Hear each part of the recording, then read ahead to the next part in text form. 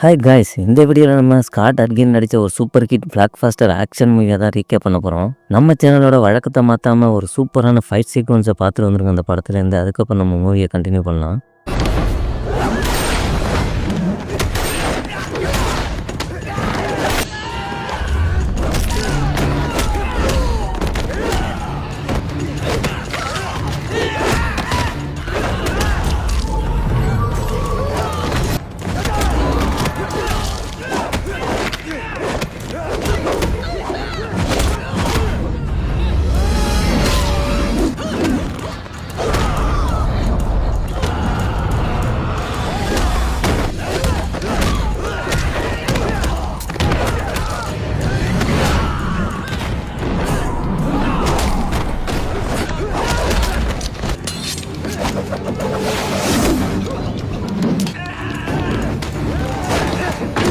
Fight சீக்வன்ஸை பார்த்து enjoy பண்ணிப்பீங்க. படத்துக்குள்ளே போகிறதுக்கு முன்னாடி வெல்கம் டு மை சேனல். நான் உங்கள் ஆர்ஜே கதை சொல்லி ஆர்ஜே. நம்ம சேனலோட தனித்துவம் பெரும்பாலான யூடியூப் சேனல்களில் போடாத படங்களாக எடுத்து வரது தான் நம்மளோட முயற்சி. அதை பார்த்து நீங்கள் சிலாகிக்கிறதுல மட்டும்தான் எங்களுக்கு மகிழ்ச்சி. இப்போ தான் நம்ம சேனலுக்கு முதல் முறையாக வரீங்கன்னா நம்ம சேனலை சப்ஸ்கிரைப் பண்ணிங்க. அப்படியே லைக் பட்டனை தட்டி விட்டுட்டு படத்துக்குள்ளே போகலாம் வாங்க. படத்தோட பேர் நிஞ்சா. இது 2 பாட்டாக வெளியே வந்திருக்கு. ஒன்று 2009, இன்னொன்று 2012 வெளியாக இருக்குது. இந்த வீடியோவில் நம்ம 2009 வந்த நிஞ்சா படத்தை தான் நம்ம ரீகேப் பண்ண போகிறோம்.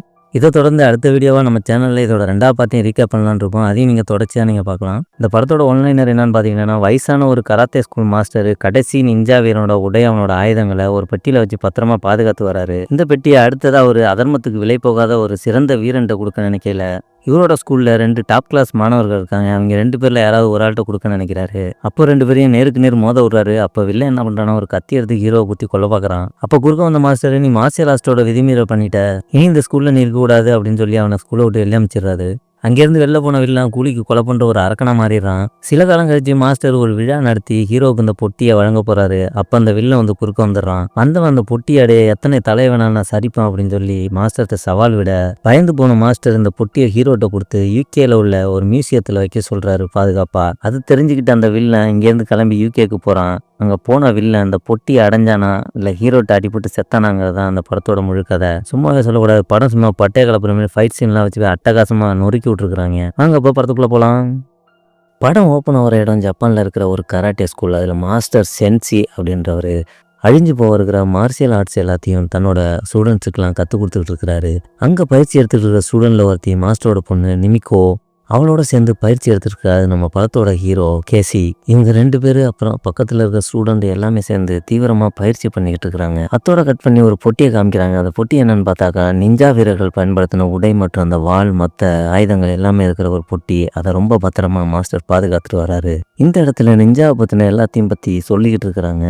அதில் நிஞ்சா வீரன்னா யார், அவன் எப்போ அவதரிப்பான், அவன் யூஸ் பண்ணுற ஆயுதங்கள் என்ன அப்படின்றதெல்லாம் ஒன்று ஒன்றா டிஸ்கிரைப் பண்ணிட்டு வராங்க. அங்கே நம்ம தலைவிரிச்சு ஆடும்போது நிஞ்சா வீரன் அவதரிப்பானோ, அவன் யூஸ் பண்ணுற ஆயுதங்களுக்கு எதிர்க்க எந்த ஒரு ஆயுதமும் வெற்றி அடைய முடியாது அப்படின்றதையும் அந்த இடத்துல சொல்கிறாங்க. நிஞ்சா வீரர்கள் யூஸ் பண்ணுற விஷம் அதை ஆயுதத்தில் தடவி எதிரிகளை தாக்குறதும் அவங்க சாவுறதும் அதற்கான மாற்று மருந்தும் நிஞ்சா வீரர்கள்ட்ட மட்டும்தான் இருக்கும். எந்த ஒரு விஷம் தடவின ஆயுதங்களால் நிஞ்சா வீரர்களை தாக்குனாலும் இந்த மாற்று மருந்தை வச்சு அவங்க உயிர் பிழைப்பாங்க அப்படின்றதையும் காமிக்கிறாங்க. நிஞ்சா வீரர்களோட மந்திர சொல் என்னன்னு பார்த்தீங்கன்னா, எந்த போராக இருந்தாலும் வெற்றி அடையணும் அப்படின்னு அதே இடத்துல தன்னோட உயிரை மாச்சிக்கணும் அப்படின்றது தான் அவங்களோட மந்திர சொல்லா இருந்திருக்கு. இது போல பல வீர தீர செயல்களை புரிஞ்ச கடைசி நிஞ்சா வீரனோட உடை, அவனோட ஆயுதம், இது போன்றவெல்லாம் இந்த பாக்ஸில் வச்சு மாஸ்டர் பாதுகாத்து வராரு. இந்த இடத்துல மாஸ்டருக்கு ஒரு பெரிய கடமையாக இருக்குது.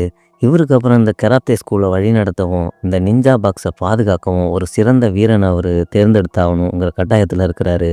இந்த இடத்துல மாஸ்டர் தான் கராட்டே ஸ்கூல்லேயே பெஸ்ட்டாக இருக்கிற 2 ஸ்டூடெண்ட்டை செலக்ட் பண்ணுறாரு. அதில் ஒரு ஆள் இந்த படத்தோட வில்லன் மசாசுகா.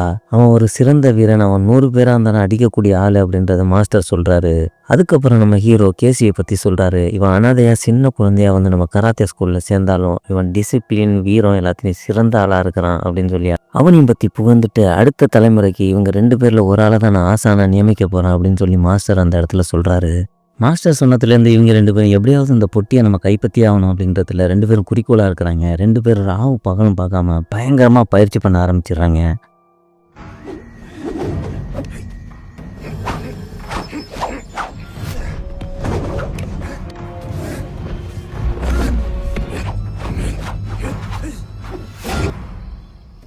ஹீரோ பயிற்சி பண்ணுறத பார்த்த வில்லனுக்கு அவனால் அதை பொறுத்துக்க முடியல.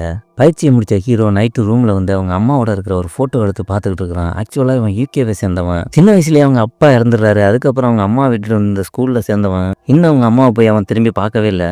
அந்த ஃபீலிங்கில் அவன் ஃபோட்டோ எடுத்து பார்த்துக்கிட்டு இருக்கையில் அங்கேருந்து வந்த வில்லன், உனக்கு என்னடா பாரம்பரியம் இருக்குது, நீலாம் அந்த பாக்ஸுக்கு ஆசைப்படுற அப்படின்னு சொல்லி அவனை ரொம்ப டீஸ் பண்ணுறான். அந்த நேரம் பார்த்து அங்கே மாஸ்டர் வந்துடுறாரு. மாஸ்டர் வந்தவர் அந்த வில்லனை கூப்பிட்டு வந்து அவனை டீஸ் பண்ணுறதெல்லாம் இத்தோட நிறுத்திக்க, எதுவாக இருந்தாலும் நேருக்கு நேர் மோதி வீரனா உன்னோட திறமையை காட்டணுமே தவிர அவன்கிட்ட டீஸ் பண்ணி அவனை வந்து மன உளைச்சலுக்கு ஆளாக்கக்கூடாது அப்படின்னு சொல்லி அவனை திட்டி விட்டுறாரு. மறுநாள் காலையில் 2 பேரையும் நேருக்கு நேர் மோத விடுறாரு மாஸ்டர். இதில் ஜெயிக்கிறவனுக்கு அந்த பொட்டியை கொடுக்கறதா அவர் ஓப்பன் சேலஞ்சில் 2 பேரையும் களத்தில் இறக்கி விட்றாரு. அப்போ ஒருத்தனுக்கு ஒருத்தன் மாற்றி அடிச்சுக்க ஆரம்பிக்கிறாங்க. ஒரு கட்டத்துக்கு மேலே வில்லன் வெறியாகி ஹீரோ மேலே இருக்கிற காழ்ப்புணர்ச்சியால் அங்கே பக்கத்தில் இருந்த ஒரு வாளை எடுத்து அவனை கொல்றதுக்காண்டி போகிறான். அதை பார்த்த மாஸ்டரு செம்ம கடுப்பாயிடுறாரு. கடுப்பான மாஸ்டரு வில்லனை பார்த்து, நீ விதிமீறல் பண்ணிட்ட, இனி இந்த இடத்துல உனக்கு இடம் இல்லை, இந்த இடத்த விட்டு உடனே வெளியாகணும், இனி திரும்ப உன்னோட காலடி இந்த ஸ்கூல்லேயே படக்கூடாது அப்படின்னு சொல்லி திட்டுறாரு. அதை கேட்ட வில்லன் பயங்கரமாக கதற ஆரம்பிச்சிடுறான். சின்ன பிள்ளையிலேருந்து எனக்கு தெரிஞ்ச ஒரே இடம் இதுதான், இதை விட்டு என்ன போக சொன்னா நான் எங்கே போகிறது மாஸ்டர், என்னை மன்னிச்சிருங்க, இந்த தீர்ப்பு நீங்கள் மாற்றி ஆகணும் அப்படின்னு சொல்லி ரொம்ப கெஞ்சிறான். ஆனாலும் மாஸ்டர் அவனை விடுறதா இல்லை. ஒரு வழியாக அங்கேருந்து அவனை வெளியே அமுச்சு விட்டுறாரு. அங்கேருந்து கட் பண்ணி யூகேல உள்ள டெம்பிள்ன்றவனை காமிக்கிறாங்க. கார்ப்பரேட் கம்பெனி ஓனர்களுக்கெல்லாம் இவன் தான் தலைமை பொறுப்பு ஏற்று இருக்கிறான். அவன்கிட்ட வேலை செய்கிற அடியாட்கள் எல்லாருக்குமே அவன் ஒரு முத்திரையை குத்தி விடுறான் நெஞ்சில். அங்கேருந்து கட் பண்ணி ஜப்பானை காமிக்கிறாங்க. ஜப்பானில் ஒரு ஃபங்க்ஷன் நடந்துகிட்டு இருக்கு. அந்த ஃபங்க்ஷன் என்னன்னு பார்த்தீங்கன்னா, 2 ஜப்பான் கம்பெனி பெரிய ப்ராஜெக்ட் ஒன்று சைன் பண்ண போகிறாங்க. சப்போஸ் அவங்க அந்த ப்ராஜெக்டை சைன் பண்ணிட்டா யூகே கம்பெனி எல்லாம் வேல்யூம் டவுன் ஆகிடும் அப்படின்றதுனால அந்த ஜப்பான் கம்பெனியோட ஓனர்களை கொல்றதுக்கு ஆள் செட் பண்ணி வச்சுருக்கான் டெம்பிள். அந்த கொலையை பண்ண போகிறது யாருன்னு பார்த்தீங்கன்னா, மாஸ்டரால் விரட்டி விடப்பட்ட ஜப்பானில் இருக்கிற மசாசுகா. அங்கே வந்த மசாசுகா ஒருத்தனை கொல்ல ஆரம்பிக்கிறான்.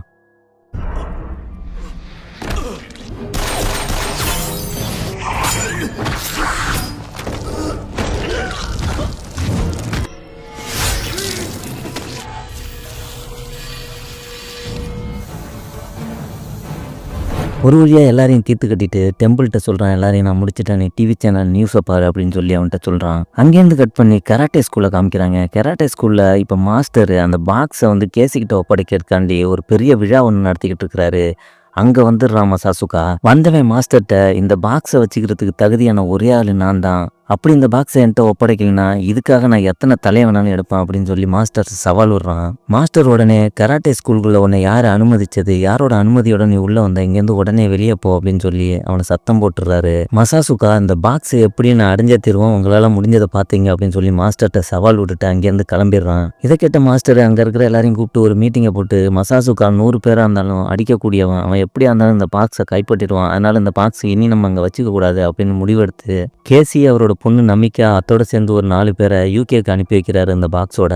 இவங்க எல்லாரும் பொட்டி எடுத்துகிட்டு போய் யூகே போய் சேர்ந்துறாங்க. அங்கே ஒரு ப்ரொஃபஸரை சந்திக்கிறாங்க. அந்த ப்ரொஃபஸரு கேசியை பார்த்து, யூகேவில் இருக்கிற ஒரு ஆள், நீ எப்படி வந்து ஜப்பான் ஜூடோ கற்றுக்கிட்ட, இதுக்கான பேக்ரவுண்ட் என்ன அப்படின்னு சொல்லி அவன்கிட்ட கேட்குறாரு. அப்போ கேசி அந்த ப்ரொஃபஸர்கிட்ட தன்னோட கதையை சொல்கிறான். தான் அப்பா ஒரு கப்பலில் வேலை பார்த்ததாகவும், ஒரு குடிகார, அதனால குடிச்சு இறந்து போயிட்டார் தன்னோட 12வது வயசில். எங்கள் அம்மா அவங்களால நம்ம வறுமையின் காரணமாக வளர்க்க முடியல அப்படின்னு சொல்லிட்டு ஜப்பானில் இருக்கிற அந்த மாஸ்டரோட கராத்தே ஸ்கூலில் கொண்டு சேர்த்து விட்டாங்க அப்படின்ற மாதிரி சொல்கிறான். அதுலேருந்து இன்னும் எங்கள் அம்மாவை நான் பார்க்கவும் இல்லை அப்படின்றதையும் அந்த ப்ரொஃபஸர்கிட்ட சொல்கிறான். அங்கேருந்து கட் பண்ணி இப்போ ஜப்பானை காமிக்கிறாங்க. ஜப்பானில் மசாசுகா ஒரு மழை இரவில் கராட்டே ஸ்கூலுக்குள்ளே இறங்குறான் அந்த பொட்டி எடுக்கிறதுக்காண்டி. அங்கே இருக்கிற ஸ்டூடெண்ட் எல்லாரையும் அடித்து வீசுகிறான்.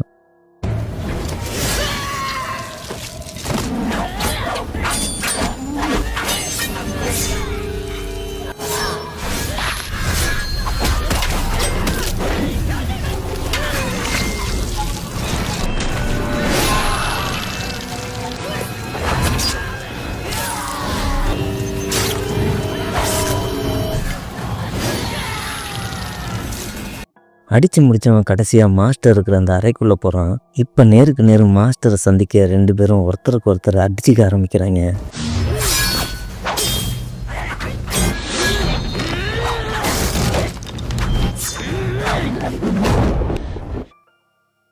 ஒரு கட்டத்துக்கு மேலே மாஸ்டர் நம்மளால் ஜெயிக்க முடியாது அப்படின்றத அவன் உணர்றான். ஏன்னா குருவ மிஞ்சிய சிஷியம் இந்த உலகத்தில் ஏது அப்படிங்கிறது அவனுக்கே புரிஞ்சு போயிடுது.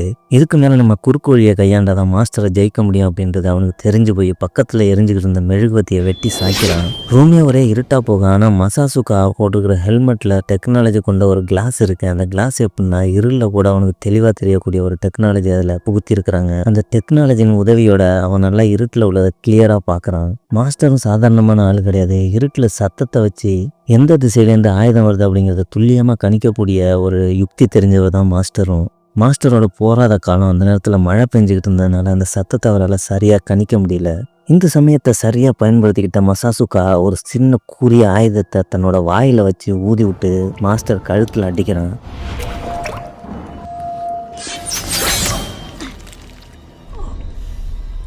அடித்த கணமே கீழே வந்த மாஸ்டர் நில குழஞ்சி இறந்து போயிடுறாரு.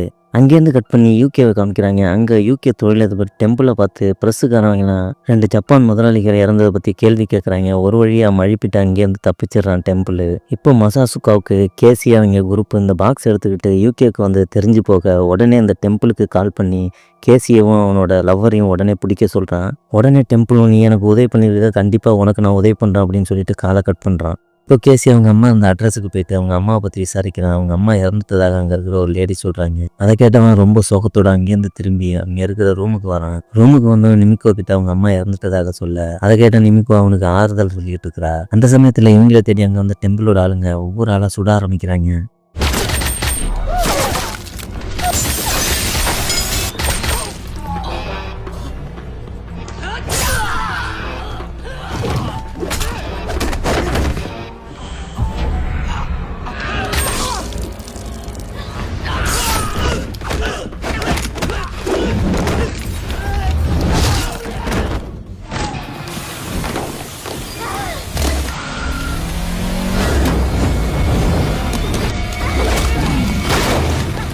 சண்டை முடியலை, எல்லாரும் இறந்துடுறாங்க. நிமிக்கோவும் கேசியும் மட்டும் அங்கேருந்து தப்பிச்சு வெளியேறாங்க. இங்கே வில்ல மசாசுகா யூகே வரத்துக்காண்டி ஏர்போர்ட்டுக்கு வரான். ஏர்போர்ட்டுக்கு வந்தவன் இவனை பாஸ்போர்ட் அதிகாரிகள்கிட்ட காமிக்கிறதுக்கு அதிகாரிங்க இவனை உள்ள அனுமதிக்க மாட்டாங்க. ஏர்போர்ட்டில் பக்கத்தில் மசாசுகா மாதிரியே உருவ ஒற்றுமை கொண்ட ஒருத்தவன் போக அவனை காலி பண்ணிட்டு அவனோட பாஸ்போர்ட்டையும் வீசாவையும் எடுத்துக்கிட்டு மசாசுகா யூகே வந்துடுறான். இங்கே சண்டையில் அங்கேருந்து தப்பிச்சு வந்த ஹீரோவும் ஹீரோயினும் ஒரு ஹோட்டல் எடுத்து ரூமில் தங்க போகிறாங்க. இங்கே ரூமில் குளிச்சுக்கிட்டு இருக்கையில் ஹீரோட்ட தன்னோட அப்பாவை பற்றி வருத்தப்படுறான். நம்மளே மசாசுகா இந்த பாடுபடுத்தானே, எங்கள் அப்பாவை கொண்டுட்டானே என்னன்னு தெரியல, நானும் கால் பண்ண அவர் எடுக்கிறதாக தெரியல அப்படின்னு சொல்லி அவன்கிட்ட வருத்தப்பட்டுக்கிட்டு இருக்கிறா. குளிச்சு முடிச்சுட்டு ஹாலுக்கு வந்தவங்க டிவியை பார்க்குறாங்க. டிவி நியூஸில் ப்ரொஃபஸர் சண்டையில் செத்துட்டதாக நியூஸில் சொல்கிறாங்க. இதை கேட்ட 2 பேரும் நாளைக்கு காலைல போயிட்டு போலீஸ்கிட்ட சொல்லணும் இதை பற்றி அப்படின்னு சொல்லிட்டு 2 பேரும் தூங்க போயிடுறாங்க. மறுநாள் காலையில் தூங்கி எழுந்து பார்க்கல ஹீரோயினை காணும். அதை பார்த்த கேசிக்கு ஒரே பயமாயிருது. உடனே போய் ரிசப்ஷன்ட்ட விசாரிக்கிறான். அவளை பார்த்தா எதுக்கப்புல இருக்கிற ஒரு கேன்டீனில் போயிட்டு டீ சாப்பிட்டுக்கிட்டு இருக்கிறா. அங்கே பார்த்தா பேப்பரில் இவங்க 2 பேர் ஃபோட்டோவும் போட்டு இந்த கொலைக்கெல்லாம் காரணம் இவங்க 2 பேர் தான் அப்படின்றத அதில் போட்டிருக்குது. அதை பார்த்த ஹோட்டலில் வேலை செய்கிற ஒருத்தன் டெம்பிளோட ஆளுங்களுக்கு கால் பண்ணி சொல்லிடுறான். ஏன்னு பார்த்தா அவனுமே டெம்பிளோட ஆள் தான் போல. அங்கேருந்து ஹோட்டலுக்கு வந்த டெம்பிளோட ஆளுங்க சுட ஆரம்பிச்சிடுறாங்க.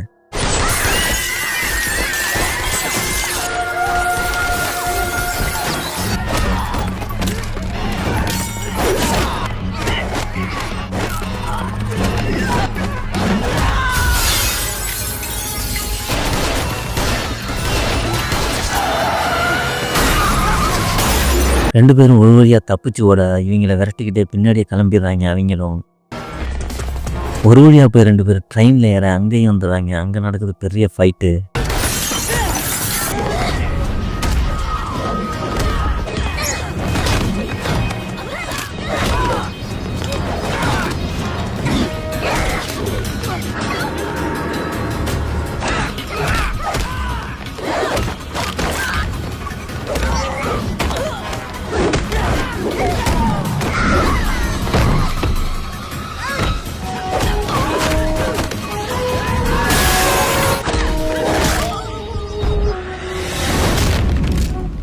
எல்லாரையும் அடிச்சு போட்டு ட்ரெயின்லேருந்து வெளில வந்த கேசிங் ஹீரோயினையும் போலீஸ் சுற்றி வளைச்சி பிடிச்சிடுறாங்க ப்ரொஃபஸரை கொன்னதாக சொல்லி. அதே சமயம் யூகே வந்த மசாசுகா நேராக போய் டெம்பிளை பார்த்து அவங்களை பிடிச்சி வைக்க சொன்னேன் என்னாச்சுன்னு சொல்லி அவன்கிட்ட கேட்க, அப்போ அங்கே வந்து டெம்பிளோட அடியால் ஒருத்தன் அவங்க 2 பேரும் எல்லாரையும் அடிச்சு போட்டுட்டு அவங்க 2 பேரும் தப்பிச்சு போயிட்டாங்க. தப்பிச்சு போயில போலீஸ் அவங்க 2 பேரும் பிடிச்சிட்டாங்கன்னு சொல்ல ஆத்திரமான மசாசுகா அவனை அங்கேயே டெம்பிளுக்கு எதுக்கே வச்சு கொலை பண்ணுறான். கொன்னதோட மட்டும் இல்லாமல் டெம்பிளையும் மிரட்டுறான். இப்போ அவங்க 2 பேரும் எனக்கு கிடைக்கல, நான் கடைசியாக உனக்கும் இதே கத்தி தான் சொல்லி மிரட்டிட்டு அங்கேருந்து கிளம்பிடுறான். ப்ரொஃபஸரை கொன்னது நாங்கள் இல்ல, அது வேற ஏதோ ஒரு கும்பல். அவங்க எங்களையும் கொல்றதுக்கு ட்ரை பண்றாங்கன்னு சொல்லி எவ்வளவு சொல்றான். ஆனா அந்த போலீஸ்காரன் கேட்கறதா தெரியல. இங்கே மசாசுகா இவங்க 2 பேரும் தேடி போலீஸ் ஸ்டேஷனுக்கே வந்துடுறான். போலீஸ் ஸ்டேஷன்ல வந்து ரிசப்ஷன்ல நான் அவங்களோட லாயர்னு சொல்லி என்ட்ரியா வரான் போலீஸ் ஸ்டேஷனுக்குள்ள. இங்க ஒரு ரூம்ல கேசியை போலீஸ்காரர் இன்வெஸ்டிகேஷன் பண்ணிட்டு இருக்காரு. அவர்கிட்ட நடந்தது எல்லாத்தையும் கேசி எடுத்து சொல்லிக்கிட்டு இருக்கு. நிஞ்சா பாக்ஸ் எடுத்து வந்து யூனிவர்சிட்டியில வச்சதையும் மசாசுகா அதை தேடி வந்திருக்கிறதாகவும் எல்லாத்தையும் போலீஸ்காரர்கிட்ட சொல்றான். அதே சமயம் கரண்ட் கட் ஆகுது. கரண்ட் கட் ஆனதை பார்த்த கேசி கரெக்டா கணிச்சிடறான் மசாசுகா வந்ததை. மசாசுகா வந்துட்டதாக அந்த போலீஸ்கார்ட்ட சொல்றான். அப்படி ஒரு ஆள் வந்தா அவனுக்கும் ஓ நிலைமை தான் அப்படின்னு சொல்லிட்டு அங்கேருந்து போலீஸ்காரர் கிளம்பிடுறாரு. மசாசுகா இருட்டுல தெரியக்கூடிய அவனோட ஃபேஸ் மாஸ்கை போட்டுக்கிட்டு ஒவ்வொரு போலீஸ்காரனை வெட்ட ஆரம்பிக்கிறான்.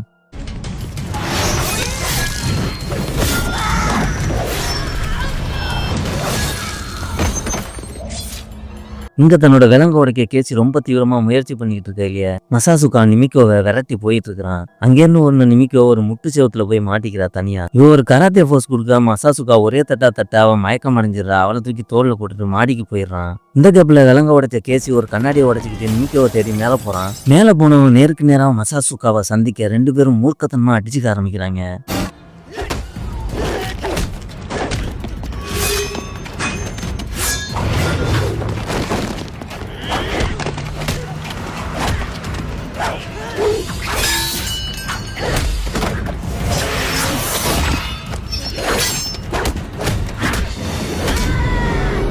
ஒரு கட்டத்துக்கு மேல மசாசுகா கேசி அடிச்சு கீழே தள்ளிட்டு பேட்மேன் மாரி அவளை தூக்கிட்டு பறந்துடுறான் கீழே. இங்கேருந்து தூக்கிட்டு போனவங்களை ஒரு இடத்துல கட்டி போட்டு மசாசுகா பாக்ஸை பத்தி கேட்டுருக்கான். பாக்ஸை பத்தி சொன்னீனாக்கா அவனை உயிரோட விடுவான், இல்லைன்னா அவனை விட மாட்டான் அப்படின்னு சொல்லி 1 hour டைம் கெடு கொடுக்குறான். இந்த வீதியில நிமிக்கவை தேடி அலைஞ்சிக்கிட்டு இருந்த கேசி கிட்ட அந்த டீ ஷாப்ல இருந்த டெம்பிளோட ஆள் மாட்டிக்கிறான். அவனை பிடிச்ச அடிக்கையில டெம்பிள் இருக்கிற இடத்த சொல்லிடுறான். உடனே கேசி அங்கேருந்து கிளம்பி டெம்பிள் இருக்கிற இடத்துக்கு போறான். டெம்பிளோட இடத்துக்கு போனவன் ஒவ்வொரு ஆளா அடிச்சுட்டு உள்ள போறான். அங்க பார்த்தாக்கா டெம்பிள் ஒரு 100 பேர் படை சூழ உள்ள நின்றுட்டு இருக்கிறான். உள்ள கேசி டெம்பிளோட ஆளெல்லாம் சும்மா அடிச்சு பந்தா பறக்க விட்டுக்கிட்டு இருக்கிறான்.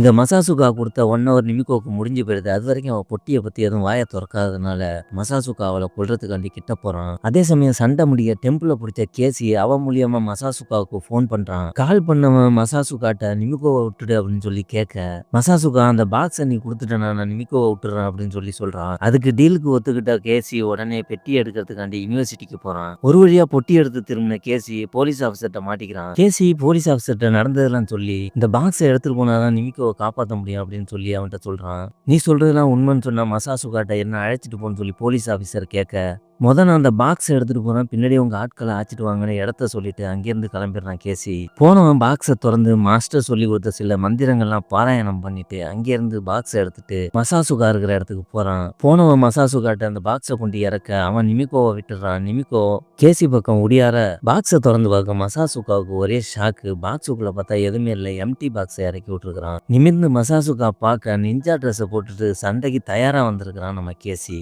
நிமிக்கோவை அழைச்சிக்கிட்டு தப்பிச்சு ஓட ஒரு பக்கம் டெம்பிளோட ஆட்கள், இன்னொரு பக்கம் மசாசுகான இவங்களை விரட்ட ஆரம்பிக்கிறாங்க. இவங்களை எதிர்த்து ஒவ்வொரு ஆளா அடிக்க ஆரம்பிக்கிறாங்க.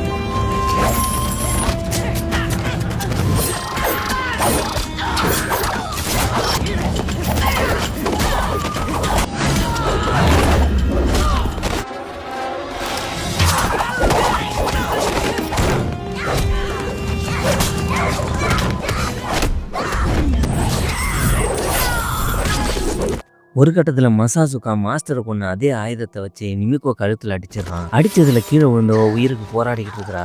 அதை பார்த்த கேசி மசாசுகாவை போட்டு சினம் கொண்ட சிங்கமாட்டம் புரட்டுன்னு புரட்டுறான்.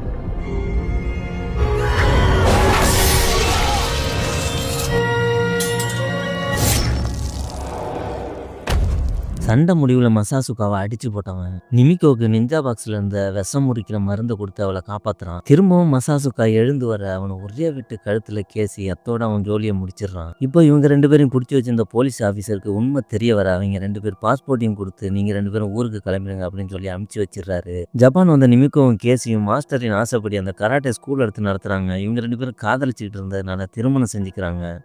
இதோட அந்த படத்தை முடிக்கிறாங்க. இந்த படத்தை பார்த்தவங்க இதோட செகண்ட் பார்ட் நம்ம சேனல்ல அப்டேட் பண்ணுவோம். அதையும் வந்து பார்த்துருங்க. பாய் பாய்.